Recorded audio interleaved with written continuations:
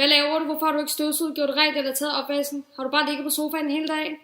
Nej, jeg har da ryddet op, men du er bare altid tilfreds med det, jeg laver. Det kan jeg da se, du har ikke lavet en skid hele dagen. Hvorfor skal vi altid skændes som sådan en lille ting? Du kan selv gøre det, hvis du ikke er tilfreds. Gider du holde din kæft, dit arbejde er at gå rent herhjemme, og så forventer jeg, at det er pænt, når jeg kommer hjem. Mor og far vil ikke godt lade være med at skændes igen. Det gør så ondt i mine ører.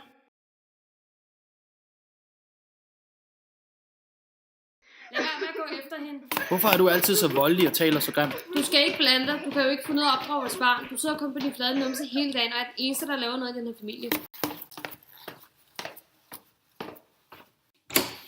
Kan du komme i gang med dine lektier og gå i seng bagefter, ellers så ender du som arbejdsløs som din far. Jamen mor, de er alt for svære. Jeg kan ikke finde ud af dem. Det har jeg ikke tid til, det må du selv klare.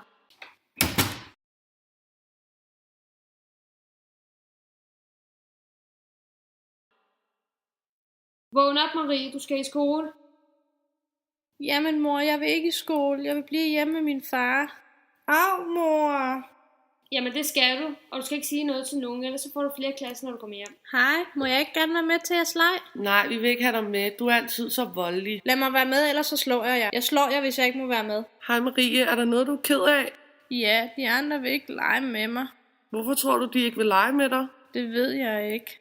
Hvad med, vi finder din bedste ven, Sofie? Så kan I måske lege sammen. Okay. Hej Sofie, skal vi lege? Jo, det kan vi da godt. Skal vi ikke tage hjem til dig og lege videre? Nej, jeg vil ikke have, at du ser min mor behagelig over for min far. Men jeg skal lige på toilettet, og så kommer jeg igen. Hvad, Marie, skal Sofie ikke med dig hjem og lege? Nej, ikke i dag. Vil du fortælle, hvorfor? Jeg må ikke sige det til nogen, for så bliver min mor sur på mig. Marie, kom tilbage. Undskyld, jeg forstyrrer, men har du lige 2 minutter?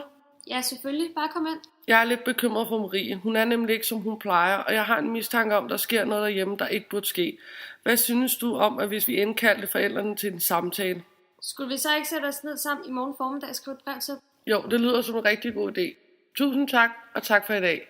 Jo, det lyder som en god idé. Vi ses i morgen, og tak for i dag.